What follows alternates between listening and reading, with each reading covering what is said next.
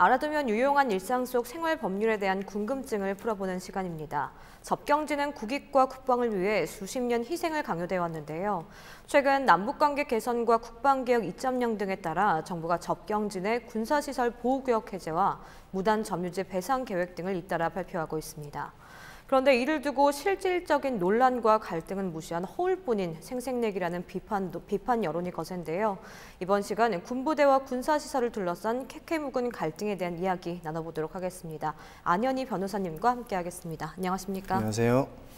네, 변호사님, 강원도는 도내 18개 시군 중 6곳이 접경 지역이에요. 접경 지역이 아니라도 각 지자체에서 군부대와 군사시설이 곳곳에 이렇게 산재해 있어서 오랜 세월 국방부와 지역민 간 갈등이 계속돼 왔었는데요. 네. 최근 이 문제가 다시 수면 위로 떠오르고 있다면서요? 네, 잘 아시는 바와 같이 강원도 내에는 전국에서도 가장 많은 군부대가 주둔을 해 있습니다. 그로 인해서 인근 주민들이 오랜 세월 동안 희생을 당해 왔는데요. 네. 정부의 국방개혁 2.0에 따른 군부대 이전 및 재배치에도 지역민의 의견을 반영해야 한다는 개선의 목소리가 높아지고 있습니다. 국익과 국방을 위해서 오랜 세월 희생을 강요당한 그 피해자들의 피해가 더 이상 이어지지 않도록 해야 한다는 요구가 강해지고 있는 것인데요. 네. 그럼에도 불구하고 국방부는 군사기밀 등을 이유로 해서 지역 주민들에게 충분한 정보를 제공하지 않고 지역의 요구와는 달리 군사시설을 확대 개편하는 등의 거꾸로 가는 행보로 인해서 지역 주민들과 갈등이 오히려 심화되고 있는 실정입니다. 네. 민감한 사안인 만큼 좀 접경지 지역민들과 국방부 갈등은 오랜 세월 계속해서 좀 지속이 되어 왔었는데 구체적으로 하나씩 짚어보도록 하죠. 네. 먼저 지난해 국방부가 군사시설 보호구역 규제 완화 조치를 좀 발표를 했잖아요. 네. 수치상으로는 경기도나 인천에 비해서 강원도가 넓은 면적으로 이렇게 배치를 받았는데 이게 실질적으로는 좀 문제가 있다면서요? 네, 이 부분을 연구한 강원연구원에 따르면 강원도 내에서 지난해 2만여 제곱미터의 면적의 군사시설 보호구역이 해제가 됐습니다. 네. 이는 전국 해제 면적의 절반을 차지하는 큰 면적이라고 할 수는 있는데요. 강원도가 이번 군사시설 보호구역 완화 조치로 인해서 수해 지역처럼 보이는 것이 그 이유입니다. 네. 그런데 실상은 그렇지 않다고 하는 그런 반론도 많은 실정입니다. 왜냐하면 실제 강원도 해제 면적의 대부분이 화천군에 집중이 돼 있고 접경 지역 6개 시군 중에서 양구와 인제 2개 군이 대상지에서 또 제외되어 있기 때문에 이런 부분이 경기도라든지 이런 곳에서는 그 접경 지역 시군이 모두 해제된 데 비해서는 형평성이 좀 어긋난다라고 하는 비판이 또 있고요. 또 도내 해제 지역 중 그 해제 지역을 보면은 보전산지와 국유지가 대부분을 차지합니다. 이는 바꾸어 말하면 도민들이 군사보호구역 해제를 통해서 그 효과를 체감하기는 좀 어렵다라고 하는 그런 문제가 있을 수가 있습니다. 네, 국유지나 보전산지의 경우 군사시설 보호구역이 좀 해제가 되더라도 개발이나 활용 가치는 큰 의미가 좀 없는 건가요? 예, 그 국유지라고 하는 것은 국가 소유 토지로 원칙적으로는 개인에게 매매를 할 수가 없고 개인이 마음대로 사용할 수가 없습니다. 일정 허용 범위 내에서만 사용료를 지불하고 사용할 수 있을 뿐이고요. 또 보전산지 역시 공공시설 등 아주 특별한 경우에만 사용을 할 수 있는 토지이기 때문에 군사보호구역에서 해제가 되었더라도 곧바로 개발이 이루어진다든지 개인들에게 활발하게 매매가 이루어지는 등의 그러한 효과는 기대하기가 좀 어려운 실정입니다. 그래서 도내 접경지역 군사시설 보호구역을 대대적으로 해제를 했지만 국유지와 보전산지 면적이 평균 70% 이상을 차지하기 때문에 토지 활용 가치가 거의 없다라는 그런 지적이 나오고 있고요. 그리고 강원도 지역 발전을 위해서는 그 활용도가 높은 토지 중심으로 보호구역 해제를 검토해야 된다, 그런 논란이 좀 있습니다. 그렇군요. 그러고 보니까 접경 지역에서는 개발 제한으로 인한 지역 경기 침체 등을 좀 해소하기 위해서 접경 지역 지원 특별법 등이 좀 적용된다고 하는데 정확히 좀 어떤 건가요? 네, 접경 지역 지원 특별법은 남북 분단으로 인해서 낙후된 접경 지역의 발전과 주민 복지 향상 등을 위해서 제정된 법입니다. 특별법의 제정 취지는 좋지만 이 법이 군사기지 및 군사시설 보호법이라든지 수도권 정비 계획법 등의 그 상위 법령보다 하위 법령에 속하기 때문에 이러한 상위 법령에 존재하는 규제에 묶여서 실효성이 크지 않다라고 하는 것이 현실입니다. 그래서 접경 지역 지자체들이나 그 주민들은 접경 지역 특별법이 실효성을 발휘할 수 있도록 개정을 좀 해달라, 이런 요구를 지속적으로 하고 있는 실정입니다. 네, 특별법이라고 방금 말씀해 주셨지만 각종 규제 이렇게 좀 꽉 막혀 있고 또 규제 완화는 실질적이지 못하고 생색내기라는 말이 좀 괜히 나온 것 같지는 않은 것 같은데 이 와중에 양구의 경우에서는 군사시설 보호구역 해제 누락에서 좀 실망감하고 허탈감이 크다는 반응인데 좀 어떤가요? 네. 양구의 경우에는 이제 시가지 중심의 군사 시설들이 오랜 세월 동안 지역 발전을 가로막는 불편한 시설로 이제 인식이 되어 오고 있습니다.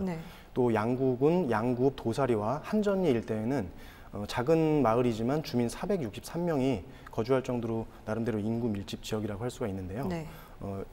이 부분 같은 경우, 지역 같은 경우에는 군사시설 보호구역 내에 있습니다. 그래서 건물을 새로 짓는다든지 증축을 할 수가 없어서 주민들이 아주 부옥의 불편함을 그대로 감수해야 되는 실정이고요. 또 군 훈련이 있을 때에는 온 마을이 바쁜 농사 일정을 모두 접어야 할 정도로 제약이 또 심하다고 합니다. 이 일대의 약 20% 정도가 군용지이고 또 탄약고도 있기 때문에 보안도 삼엄하고 주민들과 군부대 사이의 갈등도 굉장히 좀 심하다고 합니다. 그리고 이제 양구군 같은 경우에 지난해에 국방부에 33건의 규제 완화 요청을 했다고 합니다. 그런데 그 중에서 전면적으로 수용된 것은 7건에 불과하고 나머지는 일부 수용 내지는 이제 거부가 된 부분이 있고요. 또 문제는 여기서 그치지 않고 육군본부가 이곳에 40억 원을 들여서 시가지 전투 사격장을 조성한다는 계획도 발표를 했습니다. 그래서 주민들이 강력하게 이제 반발을 하고 있는 실정입니다. 군사시설로 인해서 피해를 호소하고 좀 개선을 요구를 했는데 또 다른 군사시설이 확충된다고 하니까 양구 군민 입장에서는 굉장히 황당하고 좀 허망할 수밖에 없을 것 같은데 근데 이런 사례가 좀 양구뿐만이 아니라고 들었어요. 춘천시 신부급 율문리 역시 헬기 부대에 발생하는 소음 문제로 좀 굉장히 오랜 생활 국방부와 대치 갈등을 빚고 있다면서요. 네, 춘천시 신부급 율문리 마을에는 그 중앙에 군 비행장이 있습니다. 거기서 이제 헬기가 이착륙, 선회를 반복해서 훈련을 하는 곳인데요. 이로 인해서 소음이라든지 진동, 분진과 같은 그런 고통을 주민들이 많이 호소를 하고 있습니다. 이 지역의 갈등은 벌써 20년 정도 전부터 계속되어 오고 있는 갈등인데요. 뭐 주민들은 물론이고 그 지역 정치인들도 수차례 군 비행장 이전을 요구하는 민원을 제기하기도 했었습니다. 특히 2013년도에는 주민대책위원회를 구성을 해서 구체적 행동에 나서기도 했고요. 또 2016년에는 또 엎친 데 덮친 격으로 이 지역 민가 옆에 헬기가 이제 추락하는 사고가 발생을 해서 특히 이때부터 이제 군 비행장 이전을 요구하는 목소리가 좀 커진 실정이 있습니다. 정치권에서도 의회에 특별위원회를 신설을 요구한다든지 또 비행장 이전 촉구를 이제 탄원하는 그런 움직임들이 활발한 상태이지만 뭐 아직 뾰족한 답은 없는 상태라서 언제 이 문제가 해결될 수 있을지는 좀 미지수입니다. 네, 스트레스가 좀 굉장할 것 같아요. 방금 말씀 양구군도 그렇고 춘천도 그렇고 적게는 20년에서 60년간 이렇게 갈등이 계속되고 있는데 지역민들이 이렇게 목 놓아서 개선의 피해 보상을 요구를 하고 있는데 그렇다면 실제 지역민들의 피해 규모는 좀 어느 정도가 될까요? 뭐 접경지나 민통선 이북 같은 경우에는 군사시설 보호구역 내 주민들이 주거 이전이라든지 또 여행의 자유 같은 것들이 좀 제한이 되고 있습니다. 이를테면 통제선 초소를 통과할 때 신분 증명서를 내야 되고 또 손님들이 마음대로 왕래하지 못하는 그런 문제들이 있고요. 또 보호구역 내에서는 건물의 증개축이 좀 불가능하고 또 군부대 방향으로는 창문도 내지 못하고 또 옥상에도 마음대로 못 올라가는 그런 불편함이 또 있습니다. 그리고 비행장이라든지 사격장 등의 소음도 큰 문제인데요. 지속적으로 비행기라든지 헬리콥터가 뜨고 내리는 소음이라든지 분진 또 사격장 소음 등으로 인해서 주민들이 뭐 청각장애라든지 소음이 굉장하잖아요. 네네, 그렇습니다. 스트레스 질병 같은 것들도 호소하고 또 가축들 같은 경우에는 잘 크지 않고 또 임신과 이제 출산이 잘 안 돼서 가축들 재산상 그런 피해도 많이 주민 보고가 되고 문제뿐만이 있습니다. 아니라 계속 이어져 가는 거네요. 그렇습니다. 네, 상황이 이렇다 보니까 피해 지역 주민들은 국방부를 상대로 군부대 이전을 촉구하는 탄원 서밋 시위를 계속해서 강경하게 해나가겠다는 일을 좀 벌이고 있는데 피해를 소송을 제기를 계속 하는데 지역민들이 제기하는 피해 사실 실제 법원에서는 얼만큼 좀 수용을 하고 이거를 좀 받아들일 수 있나요? 대표적으로 이제 군부대를 상대로 하는 손해배상 소송 중에 가장 큰 것이 이제 비행장 소음공해 소송이라는 것입니다. 이것이 2004년도경에 매향리 사격장 손해배상 사건에 대해서 대법원이 판결을 한 것이 있었는데요. 이 판결에서 이제 원고들의 청구를 인정한 이후로 그 이후로 이제 여러 다른 그 비행장에서도 소송이 집단적으로 진행이 되어 오고 있습니다. 그 소음 피해 같은 경우에는 배상의 기준이 대법원 판례를 통해서 마련이 됐는데요. 2010년 대법원 판례를 통해서 정립된 그 제안을 보면요, 기준을 보면 대도시의 경우에는 이제 85웨클 이상, 기타 지역에는 80웨클 이상이면 그 참을 수 있는 수인 한도를 넘는 것으로 보아서 배상을 해주도록 하고 있습니다. 그래서 이제 웨클이라고 하는 웨클이라는 게 그 단위인가요? 그 소음 단위를 말씀하시는 소음 단위를 말씀을 드리는 건데요. 우리가 보통 평소에 얘기하는 그 소음 단위 같은 경우는 이제 데시벨이라는 단위를 쓰는데 데시벨 단위의 경우에는 그 비행기에서 많이 나오는 그 초고주파 부분이 좀 그 반영이 좀 안 돼 있습니다. 그래서 비행기에서 나오는 초고주파, 고주파 가중치를 많이 두어서 웨클이라는 단위를 또 따로 운용을 하고 있습니다. 그래서 보통 주거 지역의 낮의 경우에 소음이 약 55데시벨인데 이 데시벨을 웨클로 환산을 하면 약 60에서 70 정도의 수치가 나옵니다. 그래서 주거 지역 낮 소음보다 약 10웨클 내지 15웨클 정도가 높으면 참기 힘든 공해이기 때문에 손해를 배상해 주어야 된다. 이런 것이 이제 그 대법원의 태도이고요. 그래서 배상액 같은 경우에도 대법원 판례에서 구체적으로 정해진 것이 현재까지 그대로 내려오고 있는데요. 대도시를 기준으로 말씀드리면 85에서 90웨클 정도면 1인당 월 3만 원 정도의 위자료가 인정되고요. 90에서 95웨클의 경우에는 월 4만 5천 원, 95웨클 이상은 월 6만 원 정도 위자료가 인정이 됩니다. 그래서 이러한 기준에 따라 봤을 때 이제 원주 같은 경우에도 그 원주 공항의 그 전투 비행단 때문에 그 소음 피해 소송이 실제로 진행된 사례가 2번 정도 있었습니다. 그래서 많게는 1인당 이게 시효가 3년이기 때문에 3년치를 한꺼번에 청구를 하는데요. 1인당 많게는 약 150만 원에서 200만 원, 적게는 50만 원에서 몇십만 원 정도의 배상금을 실제 지급한 것으로 알고 있습니다. 거의 굉장히 많은 금액은 아니잖아요. 3만 원에서 이렇게 그럼 한 달 내내 소음이 쭉 지속이 되어도 지급되는 액수는 그렇게 3만 원, 4만 원, 5만 원 이렇게 적은 액수로 지급이 되는 건가요? 액수 자체는 이제 1인당 지급되는 액수는 적은데요. 그것이 이제 많은 수의 주민들에게 지급을 해야 되기 때문에 실제로 국가에서 지는 부담은 상당히 큽니다. 그래서 2018년 10월 말을 기준으로 해보면 현재까지 공군 9개 비행장과 2개 사격장에서 522건의 소송이 진행이 됐었고요.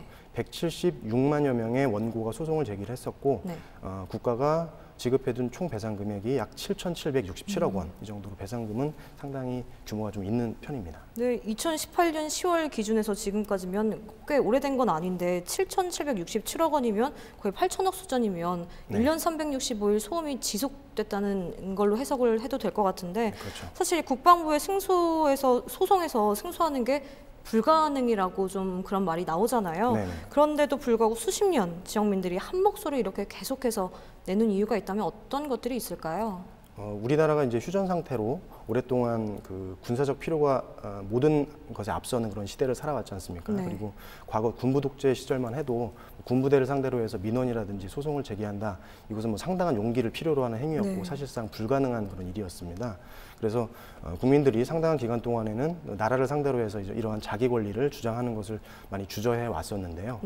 문민정부 수립 이후에 국민들의 권리의식이 신장이 되고 자신의 삶의 터전과 또 행복 추구권을 보장받겠다라는 의지가 강해지면서 처음에는 법원이 국가의 편을 들어주기 때문에 소송이 안 될 거라고 생각하는 사람들이 많았습니다. 그런데 이렇게 첫 발을 뗀 누군가 때문에 이 대법원 판례가 만들어졌고 그 이후에 그나마 국민들이 일정 부분 배상을 받는 길이 열렸듯이 다른 분야에 있어서도 이제 국민들이 지속적으로 개선을 요구를 한다 그러면 정부나 정치권에서도 손을 놓고 보고 있지만 못할 것이 아닌가 그런 생각이 듭니다. 네, 원주 역시 국방부와 지역민이 일군사령부 부지 활용을 두고 계속해서 이렇게 갈등을 하고 있는데 조만간 대규모 원정 시위도 불사하겠다는 좀 강한 의지를 좀 보이고 있어요. 그렇습니다. 구체적인 내용 정리해 주실까요? 네. 그 원주시에 주둔했었던 일군 사령부의 경우에 1954년부터 원주에 주둔해서 강원 중동부 전선 방어를 맡아오고 있었습니다. 문재인 정부의 국방개혁 2.0에 따라서 지난해 12월 31일에 일군 사령부가 공식적으로 해체가 됐는데요. 사령부의 해체 소식에 그동안 일군 사령부 부지에 환원을 요구했던 시민들은 많은 기대를 했습니다. 그러나 일군 사령부 부지에 미사일 지휘 부대를 이전한 데 이어서 지상작전 사령부 화력 여단을 창설하고 앞으로는 미사일 부대뿐만 아니라 탄도미사일 등이 추가된다는 발표가 있어서 주민들과의 마찰이 격화되고 있고 오는 3월 19일에는 시민 400여 명이 참여해서 일군 사령부 부지 반환을 위한 투쟁을 15개 시민단체 사회가 동참을 해서 서울 용산에서 이제 시위를 한다라고 하는 그런 소식도 전해지고 있습니다. 국방부와 군사시설 인근 지역민들이 이렇게 끊임없이 계속해서 갈등을 이어가고 있는데 참 한두 가지의 문제가 아닌 거잖아요. 근데 이렇게 갈등하는 이유 역시 좀 이해관계로 우리가 해석하면 될 부분인가요? 네, 뭐 남북 평화 무드가 이제 자리 잡고 있지만 네. 여전히 휴전 상태가 완전히 종결된 것은 아니기 때문에 네. 군사 시설이나 뭐 군사 훈련 이런 것을 멈출 수 없다라고 하는 것이 정부의 공식적인 입장입니다. 이에 반해서 이제 지역민들 같은 경우에는 국익이라는 이유로 상당히 오랜 시간 동안 이제 무조건적인 희생을 강요당해 왔기 때문에 네. 더 이상 이러한 희생을 강요하는 것은 좀 시대착오적인 발상이 아니냐 이런 비판이 진행되고 있는 것이고요. 네. 특히 이제 군부대 이전 등이 실질적으로 어렵다라고 하면 최소한 부대 및 뭐 시설 확충 전에 지역민의 의견을 수렴한다든지 하는 그런 공청 절차 같은 것을 좀 거쳐야 하지 않나 하는 생각이 들고 그러한 어떤 협의 절차 없이 일방적으로 통보하는 식의 그 행정 때문에 지역민의 불신이 날로 높아져가는 것이 좀 사실인 것 같습니다. 계속해서 지역민의 피해 사실 좀 안타까운 부분들에 대해서 변호사님과 네. 이야기를 나누고 있는데 이 와중에 좀 나름 반가운 소식도 전해지고 네. 있어요. 국방부가 이번 달부터 무단으로 점유한 사공유지에 대한 배상을 실시한다고 발표를 했다면서요. 국방부가 2월 26일에 배포한 자료에 따르면 현행 군부대가 사용하고 있는 사유지, 공유지 중에 무단으로 점유한 네. 사유지에 대해서 보상을 실시하기로 했습니다. 그 면적은 여의도 면적의 7.4배에 달한다고 하는데요. 이 가운데서 강원도 내 무단 점유 공유지, 사공유지의 면적은 축구장 약 500배 정도 크기로 추정을 하고 있습니다. 배상 규모는 약 111억 원 정도로 예상이 되고요. 올해부터 배상에 나서기로 했고 무단 점유지 측량 및 전수 조달을 모두 마쳤고요. 네. 3월부터는 토지 소유자에게 그 점유에 따른 배상 절차를 우편으로 알리고 국방부 홈페이지에서도 안내를 계속하고 있습니다. 네, 남북관계 개선에 따라서 이제 접경지에서도 변화의 바람이 좀 불기 시작해야 될 것 같은데 도하 지자체 역시 더 이상 이제 희생이 좀 강요되지 않도록 우리가 지도적인 개선이 적극적으로 좀 입장을 보여야 될 것 같아요. 지역민들은 도하 지자체, 도 정치권이 더욱 목소리를 높여야 한다는 좀 입장을 내고 있잖아요. 네. 이 문제에 대해서 앞으로의 방향성 좀 어떻게 보십니까? 군사 비밀이라든지 보안을 이유로 이렇게 일방적으로 통보하고 희생을 강요하는 현재 이런 군부대 시스템을 그대로 유지하는 것은 시대적인 요구에 맞지 않는 것 같습니다. 그렇죠. 지역 주민의 입장을 고려해서 대화와 원만한 협의가 필요한 것이 사실이고요. 접경지 지역민들이 오랜 세월 겪은 고충과 희생을 숭고하게 여기고 그들의 목소리에 귀를 기울이고 피해를 줄여줄 방법을 찾는데 정부가 노력을 기울여야 한다고 생각을 합니다. 네. 끝으로 이제 생색내기식 제도나 보상이 아니라 국민들이 납득 가능하고 현실적인 지원 및 보상 체계가 필요한 시점이라고 보입니다. 네, 안현희 변호사님과 접경지 군사시설을 둘러싼 지역민들의 갈등 문제 이야기 나눠봤고요. 오늘 변호사님 수고 많으셨습니다. 네, 고맙습니다.